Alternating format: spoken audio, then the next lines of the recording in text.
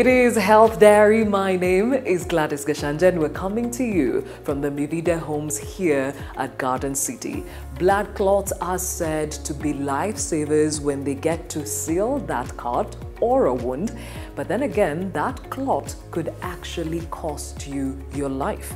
We're talking about pulmonary embolism. This is becoming one of the highest leading causes of death today, and actually it only takes less than 15 minutes for it to claim your life.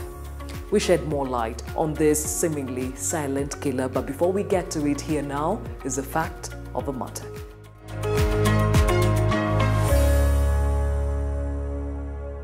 Pulmonary embolism, abbreviated as PE, occurs when a blood clot blocks an artery in the lungs. This makes it hard for blood to pass through your lungs and get oxygen. The main risk factor for PE is untreated deep vein thrombosis, known as DVT, making prevention, diagnosis, and treatment of the same very critical. Pulmonary embolism is considered a silent killer, as most patients do not exhibit symptoms and doctors have a hard time recognizing it. A pulmonary embolism can claim a life in less than 15 minutes, yet there is widespread ignorance of a condition that is highly preventable. My name is Rosemary Waja Munyi. Juliet here is our last born sister. Sometimes last year she became expectant, but once the last trimester this year, she had swollen feet, which we thought was normal with pregnant women. And when she went to the clinic, they said it was okay, so she was advised to put the legs at a higher level. She's a saloonist, so she will not even work. She will spend most of the time resting, so I want to come in and support her. She's a single mother. So during the pregnancy, now the final days, we realized that Judith was getting tired so much. So I encouraged her to go for a scan, where I took a scan, the baby was okay. And she went to the clinic, they checked everything, it was normal. And they admitted her. And she called me and told me she has gotten a bouncing baby boy, 4.5 kgs. Although she had problems breathing, at some point sweating a lot, and she kept on telling me she feels some pain. She feels some pain in the chest. So getting to Pulmonary, the doctor came out and asked. So she told me Juliet got a blood clot in the lung, and she got cardiac arrest. So they are trying to stabilize her so that she can be taken to the ICU. And every day I went, I never expected much, because she developed so many complications. Like the chest was so congested after some time. She had high blood pressure, high blood sugar. She developed convulsions at one point. At some point, the doctors got surprised because the main machine, the ventilator, just came off. That's the time they realized she could breathe on her own. I've been relying mostly on my friends and colleagues, people from the church, for support, like buying the medication, taking care of her children. Yeah, like the baby is now very big, 4 months and a half. He's almost sitting down. And I thank God.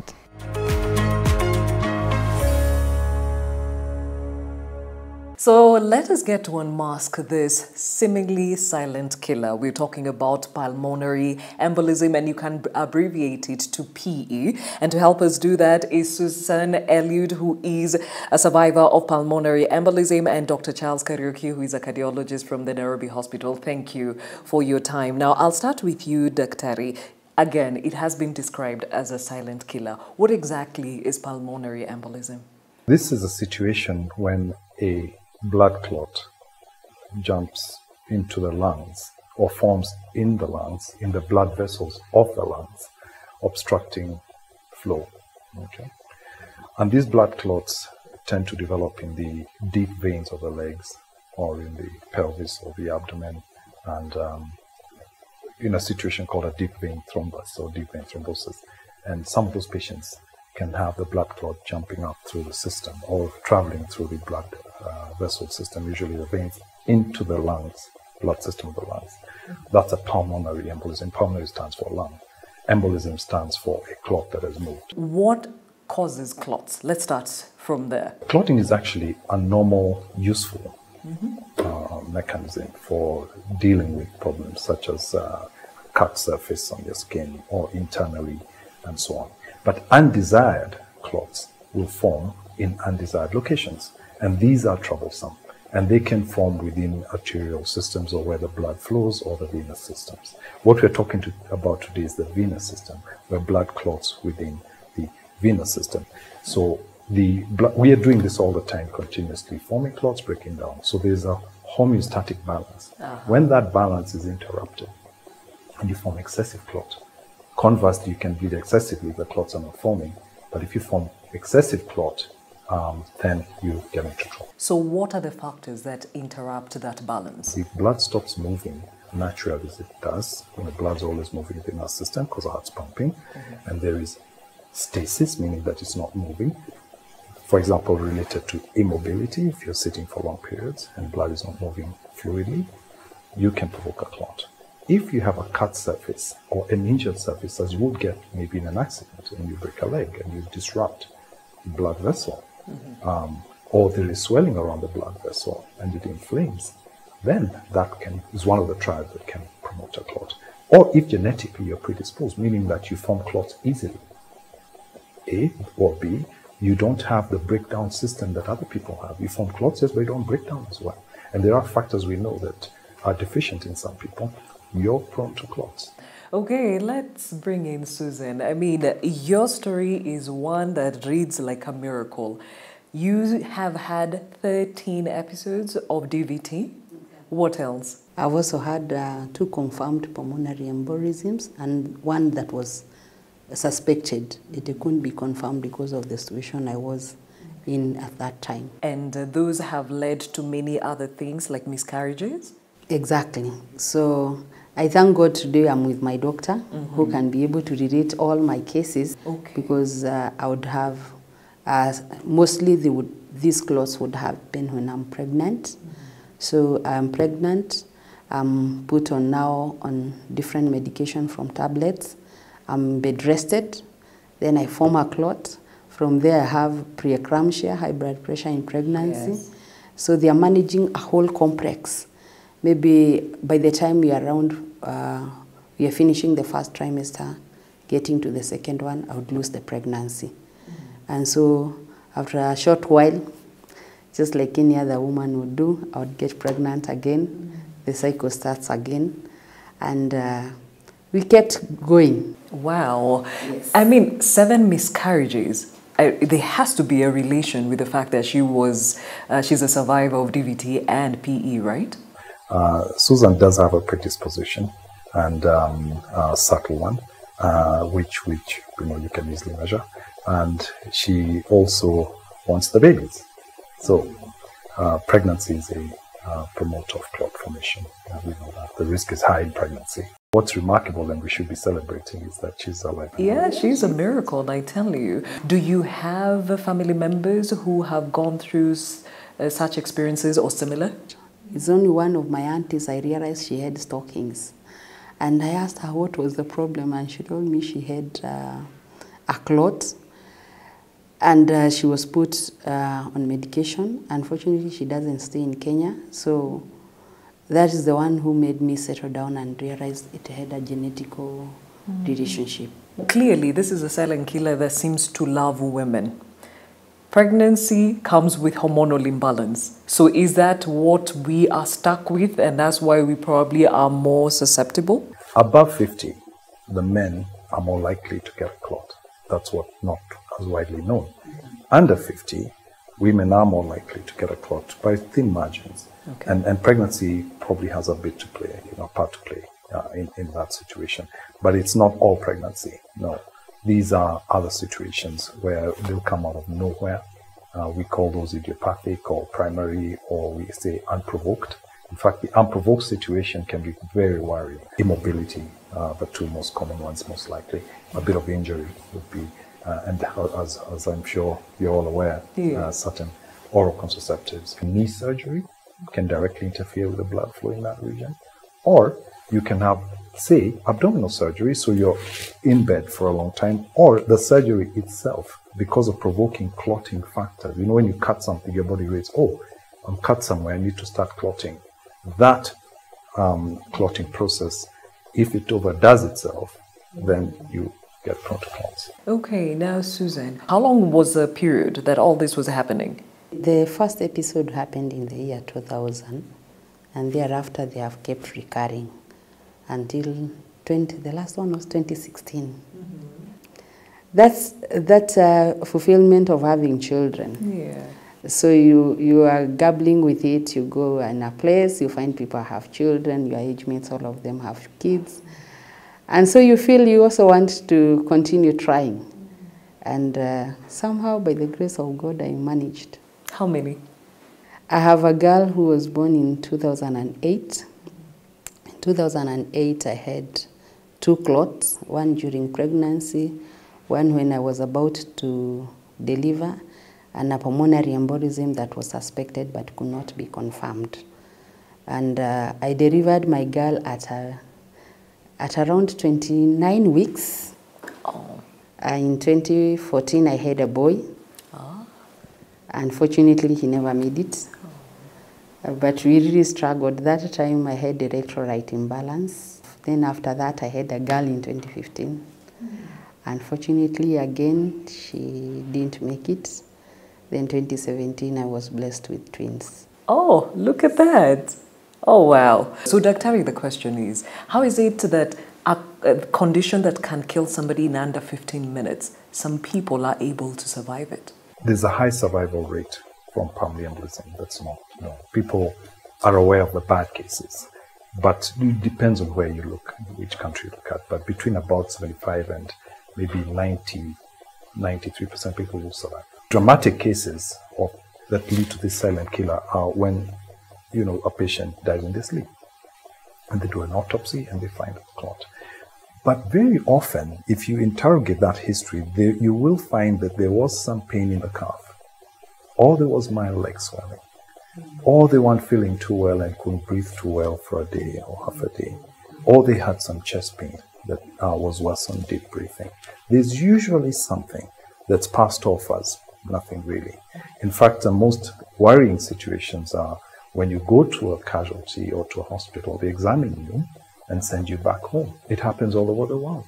So what we say, if you have pain in the calf, some breathing difficulty that's new, chest pain, pain in, swelling of the leg or one leg, usually, get it checked. And luckily now science has evolved. We have a simple blood test that's done at a point of care, meaning that, immediately you land at the point of medical care. While I say that, there are those that will have no symptoms completely, even though they've had a clot before and they know what to look out for and will get a pump bolus.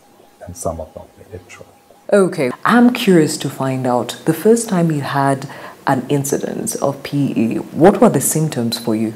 Generally, I have issues with breathing, but it would get worse as I bent.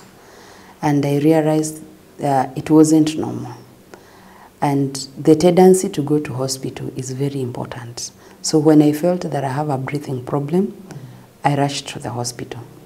I went through a chest x-ray, and they said there was a perfusion in the lungs. And I was given some treatment and went back home. Then I felt so bad. I was taken back to the hospital and I was admitted in ICU. Since I had had clots in the legs, I was very sensitive to feel the pain in the legs. You can describe it. It's painful. If you try to put up your ankle, it gets worse. And if you try to walk, you can only limp. The chances of misdiagnosis with a condition that mimics other conditions is very high. Is it a case of health practitioners not knowing what to look out for? Partly. And It has been a problem across the world. Missing it is not uncommon. However, we have systems, protocols, and a particular blood test I want to mention called a D-dimer, which if Susan today had pain in her leg, she'll go and tell anybody saying, I would like a D-dimer test. Way before you start doing blood tests, a simple history, most of the time, and an examination where you demonstrate tenderness on the calf will tell you that you likely have a problem. Does it happen in children? It does. Not commonly, no. From teenagehood onwards is where you start seeing the risk going up. But in particular situations in the pediatric, for example, those already in hospital undergoing treatment and have lines in their veins, or they are getting special treatments. These are drugs that are through the veins that corrode the veins and cause inflammation, and you can get a blood clot. Or kids have got cancer, or a mass that's obstructing flow. Those are the situations in children. It's not usual to find children who may have a genetic predisposition getting a clot at that age. They will probably get it a little later, even with a genetic predisposition. The risk climbs as we get older. Susan, did you go through some sort of stigma or misperception of what it is you were going through? That one is very common, especially in the African setting. Especially now that if you go to look at books, people will find the predisposing factors, like one of them is use of contraceptives. So they will have all these ideas and wonder, we thought you were a Christian, we even thought you were a pastor. What happened? I remember when we never had the black stockings, I had to put the brown ones every day. And sometimes people would ask you, what's the problem? And especially as a young lady, it was a big issue for me, because you want to feel you're smart, but these stockings can make you feel it even inside and outside. I felt it is an important thing for us to come out. If you have to wear your stockings, you know that you value your life. It's not about that other person, it is about you. And I had to really think about how to change my lifestyle. And in this case, we're talking about the stuff you ate? Let me see, I was even bigger. Yes. And anytime they have to keep telling me you have to ensure your weight is under control. Do you think there's a direct correlation to the rising burden of NCDs? The NCDs that we know and talk about all the time, the rising cancer cases, the rising high blood pressure, heart attacks, diabetes, obesity in itself is an issue. Increased immobility. For example, if you sit more than 40 hours a week at a desk, you're more likely to get a clot than somebody who sits less than 40 hours. Okay? If we eat more and more high-calorie foods, we're going to get overweight. That predisposes you to pulmonary embolism or deep vein thrombosis. So there are clear links, I think, that can be insinuated from looking at the way we live our lives and the lifestyle change. While I say that, there's obviously an increased population, there's increased awareness. Now you talked about treatment, lifelong treatment, medication, the stockings. There is a cost to that. How does that look like? Let me say, we only survive by the grace of God. And you have to, if you get pregnant, you have to think of close to $1 million to put before you get pregnant. Wow. Because of the management. So I imagine if a person is not working or somebody is surviving from upcountry, sometimes it's very hard. So my appeal is probably from the government so that they can include it to supply these drugs. Everyone can be able to get with an NHIF card or probably be included in the universal health care. The stockings that are available that we use on a daily basis, they are quite expensive. You'll get with at least 6,000 and above per pair. Yes. And how long would you wear one for? At least for me, since I use them on a daily basis, at least one pair, it can last you 6 months. So I take like 3 pairs every 6 months. Are we saying NHIF insurance companies do not cover these? Well, the structure right now doesn't cover directly pulmonary embolism or deep vein thrombosis. I mean, they will cover heart surgeries and certain surgeries that are finite, planned, predictable treatments. Where I see assistance perhaps being suggested for this would be, as she has mentioned, in the long-term prevention treatment of proven cases of pulmonary embolism, where the drug which used to cost 1,200, actually she was one of the first patients in this country that we got onto that particular pill, and we negotiated with the manufacturers to bring down the Kenya price. So those negotiations can be held, and bulk buying by government can help bring down the cost of that drug. Going back to NHIF, I think the patients who get acute pulmonary embolism, and she can relate to what happens, you get into ICU sometimes, and that cost is large. And if you complicate, we give you a blood thinner or clot buster, as we call them. That drug costs 160,000 shillings a shot. So, sometimes there will be delay in treatments in many parts of the country, even in the world. What would be your clarion call for those living with this condition? I formed a foundation that is called Susanna Blood Clot Foundation, where we are trying to be as anyone who has survived or those who are going through the treatment, so that our voice can be heard. We create awareness to those others that you are not alone, because it wasn't easy for me to walk alone. Then we also want to tell those that are going through it, it is possible. You can live by hope. Every day, positive attitude, associating yourself with the right people, getting the right treatment, you will be able to go through it and live a normal life. The other thing that I really want to tell people, ensure you go to the hospital. Don't assume anything.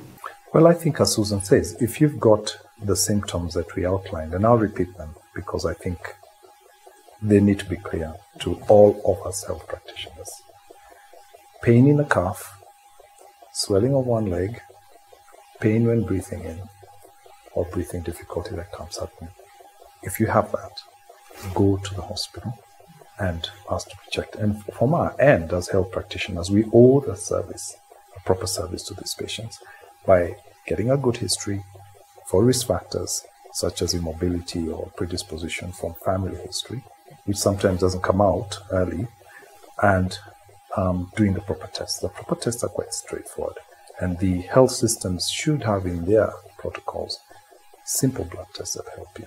Dr. Charles Kariuki, a cardiologist from Nairobi Hospital, and of course Susan Elliott, who is a multiple survivor of pulmonary embolism, among many other things. Thank you so much for your time and shedding light on this silent killer, pulmonary embolism. Time now for the health tip. Health tip brought to you by Good Life Pharmacy. Today I'm going to talk about the Aura Quick HIV self-test kit. You have to check if it's properly sealed, and it has instructions all over. I'm going to use the upper part on the upper gum of my mouth. Juu ya meno. Just get a bit of saliva that way. And then the lower part, you're going to use it on the lower gum, chini ya meno. Dip it inside the buffer.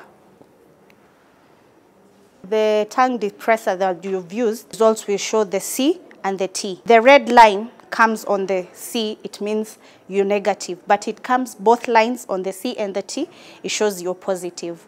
You can get all this at any Good Life Pharmacy. We are all about it. Health tip brought to you by Good Life Pharmacy.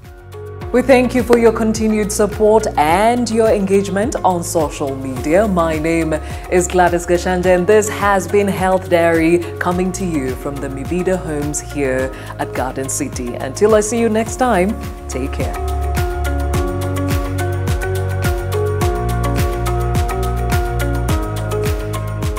Well, we're talking about pulmonary embolism, a condition that can actually